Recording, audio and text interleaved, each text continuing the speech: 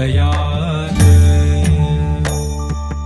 ॐ दिगम्बराय विद्महे अत्रिपुत्राय धीमहि तन्नो दत्तः प्रचोदयात्। ॐ दिगम्बराय विद्महे अत्रिपुत्राय धीमहि तन्नो दत्तः प्रचोदयात्।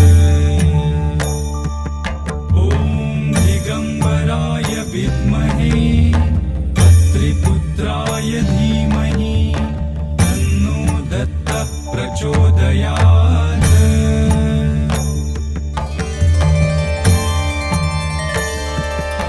ॐ दिगम्बराय विद्महे अत्रिपुत्राय धीमहि तन्नो दत्तः प्रचोदयात्।